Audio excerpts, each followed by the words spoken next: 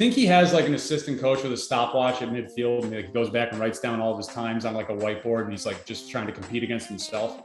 Yes, 100%. Yes, yeah. Right. There's a graduate assistant that has designs of doing something big in college football one day, and his start, like they're going to be talking about it on College Game Day in 2047, just being like, yeah, my job, first one out of college, working for Dabo.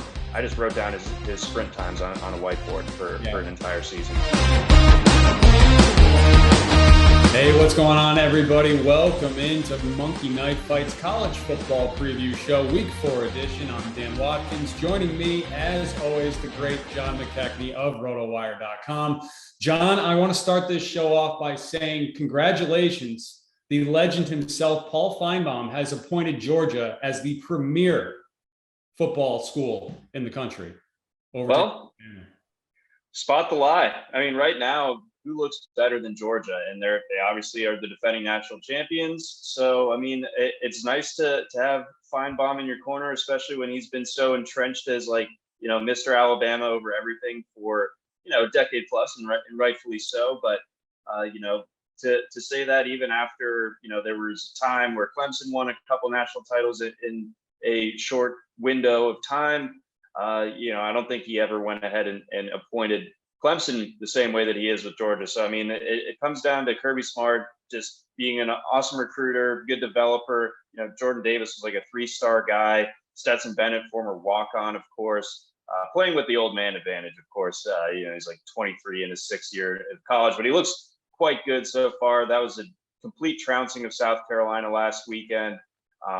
I don't think anyone looks nearly as good as Georgia thus far this season. So, I mean, it's hard to argue against Finebaum's point there. Yeah, it's really becoming very, very apparent that there's a gap between Georgia and everyone else this year so far. Week 3 in the books, kind of, not a very big time, like story-worthy, newsworthy week. But I did think that a lot of teams kind of reestablished themselves or, kind of got back on track. Like Texas A&M getting a win against Miami was big. Oregon with the upset over BYU. Even my Fighting Irish getting the first win of the Marcus Freeman era. They're not ranked. They shouldn't be ranked, but still, a win is a win, and we're off on the right foot. So any takeaways for you from week 3? Yeah, I mean, beyond that, like you said, it was a bit of a blah week. And, maybe I think if every week was like week 2, then we'd just be exhausted. Like that we simply, as college football fans, can't handle the electricity of week 2 every single week. You're going to have those weeks that just kind of are status quo. So yeah, we didn't really get anything too wild out of last weekend's games. Maybe now you start to pay attention to the Pac-12 a little bit more than you had been. I mean, UCLA, of course, almost lost to South Alabama, but Washington makes a bit of a statement there. USC takes care of business against a good Fresno State team. We're looking at an undefeated Oregon State team thus far.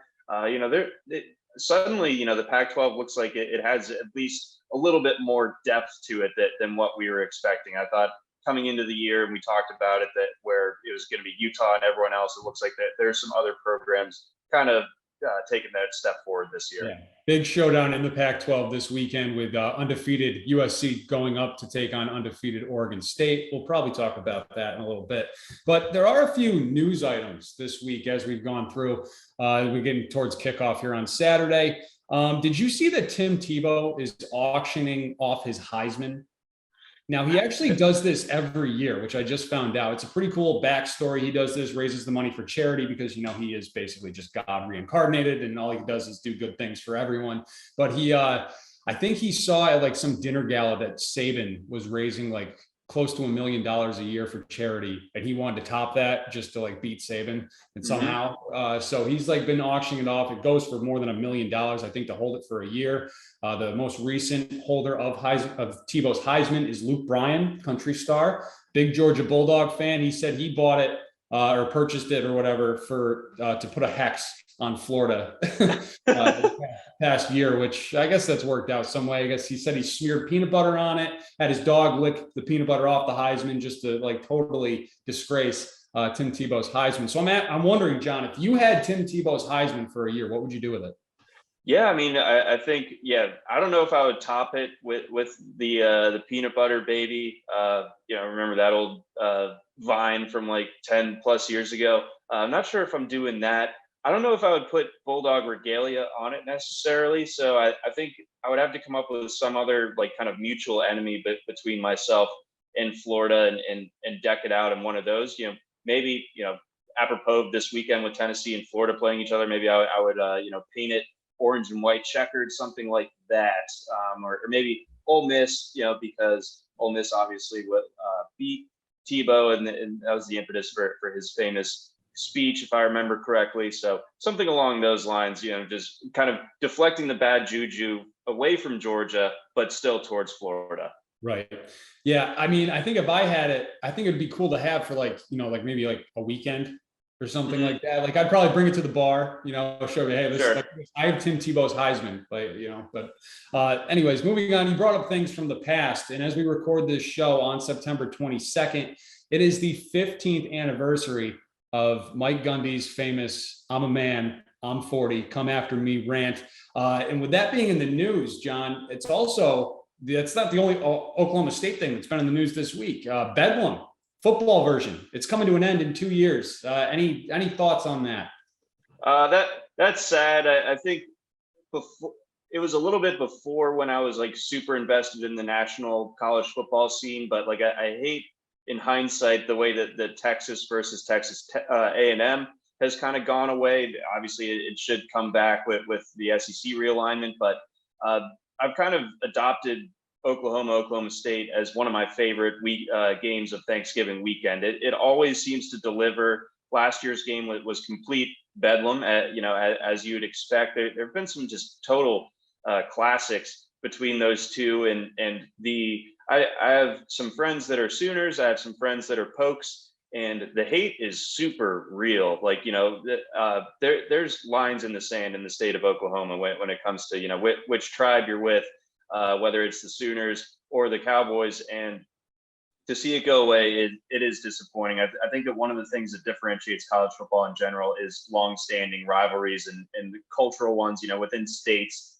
like Mississippi State, maybe not nationally that alluring, generally, unless you get the Elijah Moore touchdown celebration. But like the disdain is so real between those two fan bases, and I don't think you get that in other sports as much. So to get that taken off our collective college football plate every year, the way that we've had it for so long, it is disappointing. I don't think there's really any other way that you can spin it.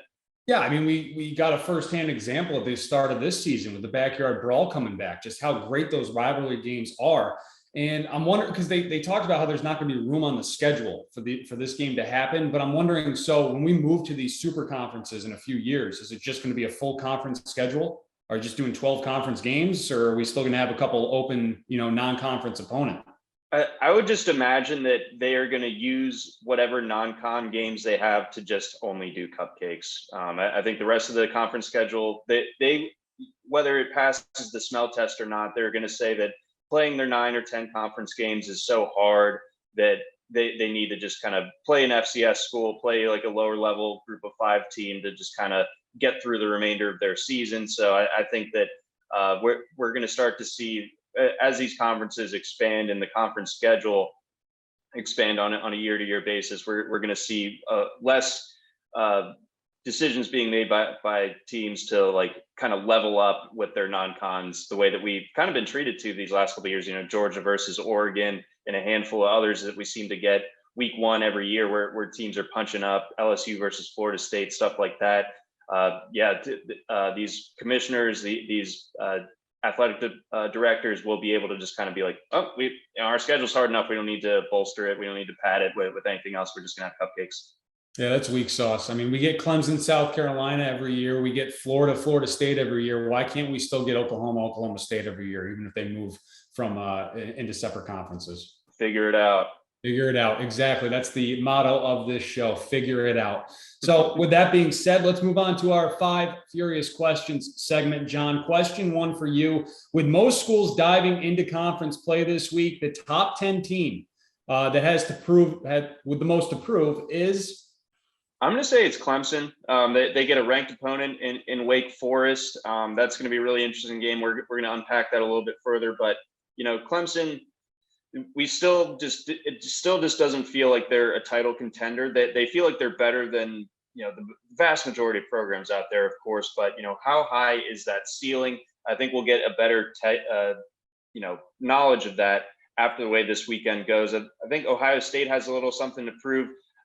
This is kind of a comment that's been floating around in my brain last week or over this last week, but 77 points against Toledo, that seems unhinged to me. It feels like the end of There Will Be Blood when Daniel Day-Lewis just takes the bowling pin to the preacher for well past the point of needing to do so. And it's like, this is the mark of an unhinged man. It felt a little unhinged on Ohio State's part. What are you trying to prove? What are you trying to cover up here by going ahead and just doing that to Toledo? So that was weird, and I'm interested to see how they bow up against a team that can maybe have a little bit of backbone in Wisconsin, even though that game is in Columbus. And then USC, I think too, with them tough road game. We've seen weird stuff happen to them in Corvallis before. It's going to be a night game. This is a pretty good Oregon State team that is pretty gutsy. I love their coach. Love a lot of the pieces on that roster. So USC, things look great for them, but I'm interested to see how they respond. True road game in the conference. Yeah, it's Clemson. Without a doubt, it's Clemson this weekend. We'll break down that matchup further coming up in just a few minutes, but let's move on to question 2. Scale of 1 to 10, your concern level with TreVeyon Henderson. I'm going to put it at a 3. I think that his, over 6 yards per carry against Notre Dame was more indicative of who he still is. I still view him as one of the top premier talents at the running back position in college football. So obviously gets a little bit dinged up in that game last week. If he's good to go this weekend, I think that he kind of reminds everyone who he is against Wisconsin. Yeah, I'm at like a 4-ish on this one. Let's see here as we get into Big Ten play. But this number's at a 4, but it could very quickly rise if he does not have a big game against Wisconsin this weekend. Next up, true or false? Arizona State should try to get Deion Sanders as their next head coach. I say this because Dan Wetzel wrote a big article about this for Yahoo Sports this week. Well, Wetzel seems to, or I'm sorry, Deion seems to have figured out how to play this NIL game in a way that Herm certainly never could, and found a way to get his program in really hot water with the NCAA in a time where it's never been easier to get away with stuff via NIL and all that. So, there'd certainly be something to be said for that. And I think that Arizona State, someone else is making this point, but it's like they've so far gotten away from their identity of being this like high flying offense that's going to put up a ton of points. I think that Deion would like bring that excitement back instead of, like the Todd Graham and Herm Edwards eras where there's too much defense going on out there in the desert. Give us some points. And I think that Deion could, kind of bring that excitement. It's a really fertile recruiting ground. Arizona's done a good job recruiting there. I think Arizona State, if they're able to get some of those better recruits in the state of Arizona, then things can turn around fairly quickly. It's a decent program. It really shouldn't fall as far as it has. Yeah, I really liked Wetzel's article because he was like, they have such a beautiful campus. It's right by the airport, everything you could ever want, but they just have a crappy football team. And hopefully Coach Prime could come in and save that. And if I'm Arizona State, I would throw the bag at Deion. Oh yeah, absolutely throw the bag, because if they don't, I have a feeling that a school like maybe Auburn might.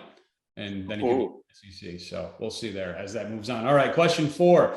Who should we take the most seriously? Arkansas, Penn State, or Washington? All 3 of these schools are 3-0 heading into week 4. Yeah, Washington, the most surprising, but I take them the least serious. I think it's between Arkansas and Penn State for me, and I got to ride with Penn State. I think that they are a little bit tapped as far as their ceiling as long as Sean Clifford's the quarterback. I thought last weekend's win against Auburn said a little bit more about Auburn than it did about Penn State, but I still feel like Penn State, both sides of the ball, the skill positions that they have, the improving offensive line, the star running back in Nick Singleton, and that defense looking pretty nasty. I think we take them very seriously, but very good case to be made for Arkansas, because I think that, unlike Penn State, who has to host Ohio State, has to play against Michigan, I think they lose both of those games. I think Arkansas might only have one loss by the time that this season comes to a close. Obviously, this weekend a big proving ground for them against A&M, but I think other than the Alabama game, that there's a pretty good chance that Arkansas runs the table. Yeah, I think it's Penn State right now. And so much for that legacy game for Sean Clifford last weekend. Kind of a big dub there. But they still got the win, which is all that matters. All right, question 5, true or false? Dabo Sweeney will have to hand the keys to his offense over to Cade Klubnik in order to beat Wake Forest this weekend. Not to beat Wake Forest, and I think that kind of keeps them in limbo. I think that the sooner that they pull the Band-Aid and go to Klubnik, the better it's going to be for this team long-term this season and for the program in general. I think Klubnik is the guy, and I think that DJU simply is not. I think that he's an average talent that was overhyped, and I just don't think he's going to get it there. But I think that Clemson's defense is nasty enough to where they can win that game in spite of DJU, and therefore they're not going to pull the plug on him. All right, let's talk about this game. Clemson at Wake Forest. It's a noon kickoff on ABC. Clemson's favored by 7. The over-under in this game is 55.5. Our wonderful director, Brian, wants us to make fun of Dabo here to start off this game talk. He does not like that Dabo sprints out in front of his entire team to midfield when they're home at Clemson. John, any take there? Yeah, the Dabo show. Maybe there is a little bit of like, he's just trying to test himself in the physical fitness level, trying to not be an old guy by being able to run down that hill at rapid speeds. So maybe he's just not trying to be showy and just trying to show that he's physically healthy. I don't really know, but I mean, I think that the other visuals that come along with it, him taking center stage, being out there before the rest of the team and sprinting while he's doing it, it's corny, but what about him isn't corny? Yeah, I mean, anytime you want to talk about Dabo being corny, just go back to 2015 in the rain, that post-game press conference after they beat Notre Dame with the BYOG, bring your own guts rant that he ran. I told him, bring your own guts. That's right. Yeah. And tonight, hey, it was BYOG, bring your own guts. You think he has like an assistant coach with a stopwatch at midfield, and he goes back and writes down all of his times on like a whiteboard, and he's like just trying to compete against himself? Yes, 100%. Yes, yeah. Right. There's a graduate assistant that has designs of doing something big in college football one day, and his start, like they're going to be talking about it on College Game Day in 2047, just being like, yeah, my job, first one out of college, working for Dabo, I just wrote down his sprint times on a whiteboard for an entire season. Instead of the get back coach at Clemson, they have the time Dabo sprint coach. So anyways, all right, DJU, 215.5 passing yards is his more or less. He's gone over that number, John, in 2 or 3 games this season. Last year against Wake Forest, just 11 completions, but they were for 208 yards. What do you got this week? I'm going less. I think that, we see him push for, somewhere around 30 pass attempts this week, but Wake Forest, the numbers are a little bit skewed because they played BMI. But they still have been able to keep a lid on passing offenses for the most part. I think that continues this week. Dakari Collins, I believe, is entering the portal. Clemson just doesn't really have those explosive playmakers that we've come to expect from them. So I think offensively, most of the production comes on the ground. I'm taking the less. All right. And then on the other side, you got Sam Hartman, 300.5 passing yards is his more or less. He's picked right up where he left off last season. He's thrown for over 300 in each, or at least 300 in each of his first 2 games that he's played in, but he has not faced a defensive front like Clemson's. Can Hartman get to 301 on Saturday? Sadly, I'm taking the less on this one. A big Sam Hartman fan, I think Wake Forest has turned itself into an eminently enjoyable program, but I think that Clemson's defense is a little bit too nasty to get for C back, I think, this week as well. So I'm going less here. I don't have great feelings about the Wake offense in this one. All right, a couple of the skill guys in this matchup. You got Clemson running back Will Shipley, 75.5 rushing yards. And I'm going to throw his fantasy prop at you too, John. 17.5 fantasy points. He's coming off a big game against Louisiana Tech, where he finished with 129 yards on 12 carries. He's averaging almost 8 yards per carry this season and 2 touchdowns in every game so far. Can he continue that against Wake Forest?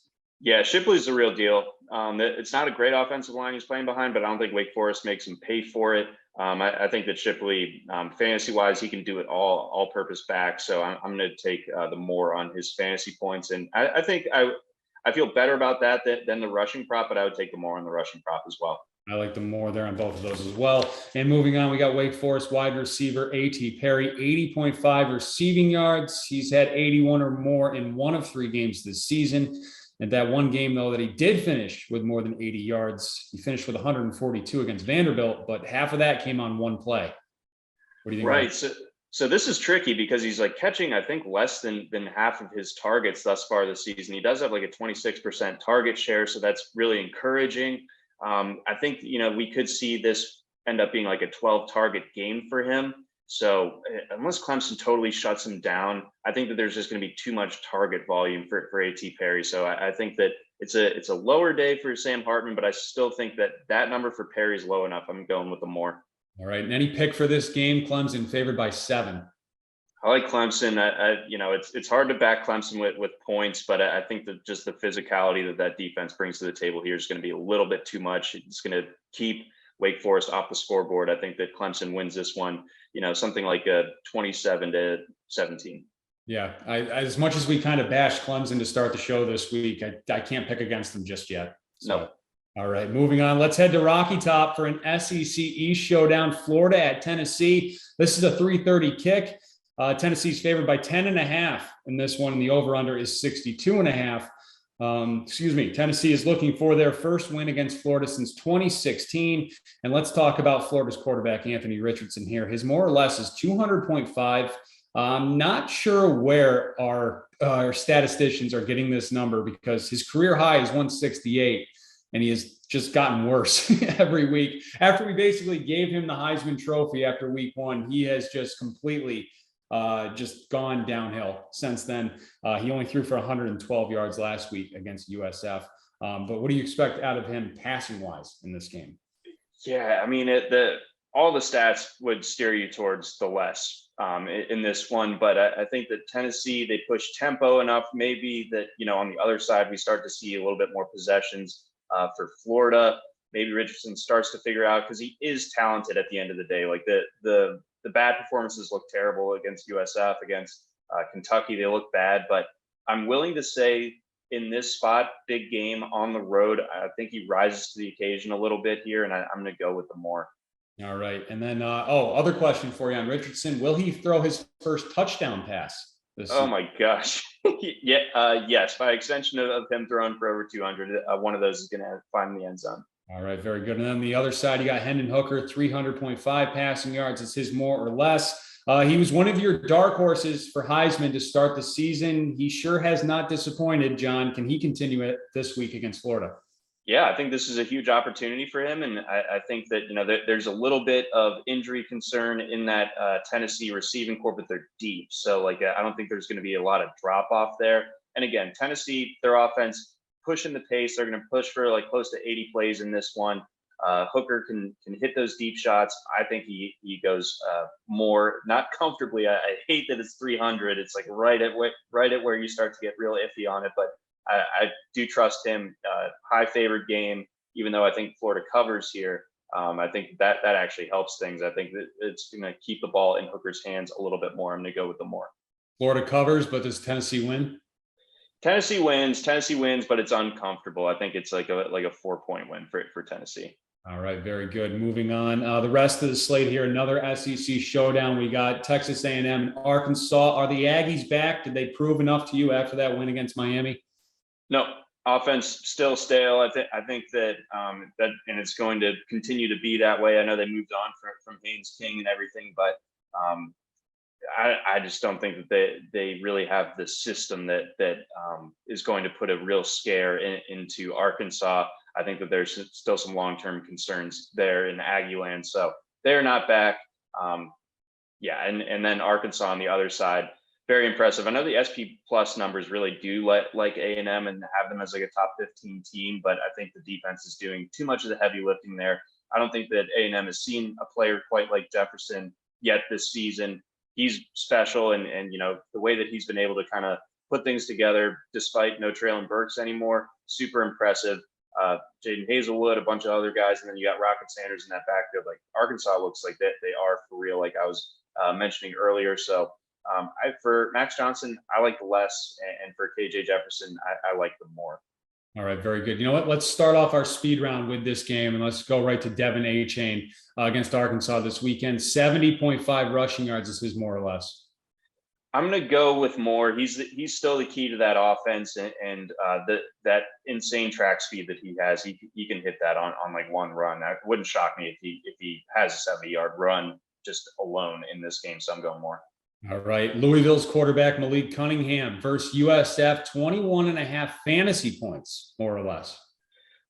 I feel like we're getting dared to take the Moore here. I mean, he's so dynamic on the ground. Those fantasy points is, what you're chasing. He runs a couple of those into the end zone and boom, like you've got it covered. So, I mean, basically you just have to hope that Louisville doesn't completely destroy USF so quickly that Cunningham gets pulled. But I think in this instance, he doesn't. So I think that Cunningham more. All right. Our guy, Oregon quarterback Bo Nix at Washington State, 225.5 passing yards, more or less. I'm going to go with less. That's a really great number on him. It's really a tough call, but I think that Oregon, they're more of a ground-based team, and I think that they're going to try to just pound the rock here and keep the ball or possess the ball as much as they can and not let Wazoo run its crazy type of game plan. So I'm going to go with less there for Nix.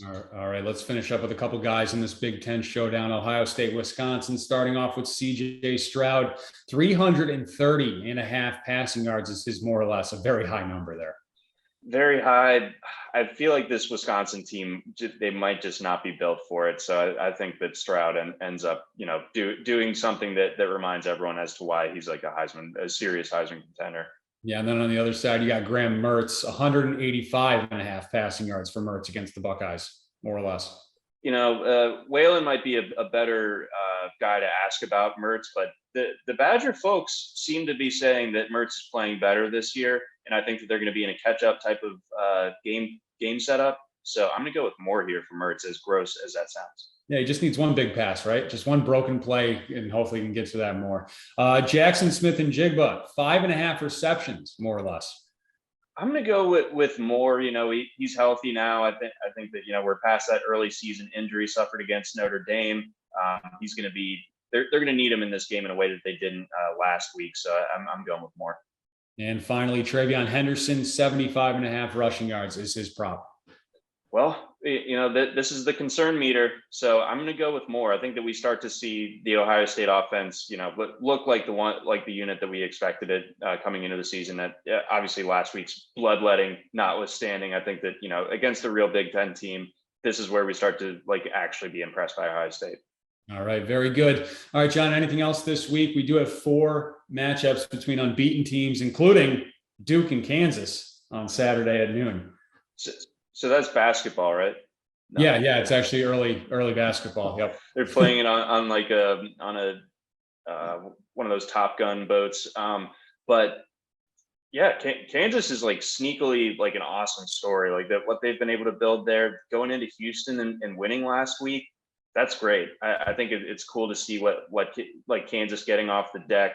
Anytime that a program languishes in just being the dead plumb last team in the Power 5 for so long, it's nice to see them kind of have a bit of a pulse. And Duke has been an interesting surprise as well. But I'm really, really looking forward to the Pac-12 after dark game between USC and Oregon State. I think that Oregon State, they get the chance, a lot of eyeballs on them with USC playing against them, to where we really kind of get an appreciation for Chance Nolan, for some of those other guys on that roster, in addition to John Smith, who's been building something pretty interesting up there in Corvallis. I don't know if they still have the turnover chainsaw, but if they do, things are going to get real weird on Saturday night.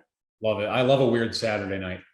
Who doesn't, right? Absolutely, man. All right, very good, John. Thank you very much. It's been fun as always. Where can everybody find you on Twitter? You can find me over on Twitter at Johns_tailgate. You can find my college football work over at rotowire.com/cfootball as well. All right, thanks, guys. You can follow me at Dan Watkins Radio. Don't forget to hit that subscribe button. We got some great NFL content coming out this weekend as well. Thanks for watching.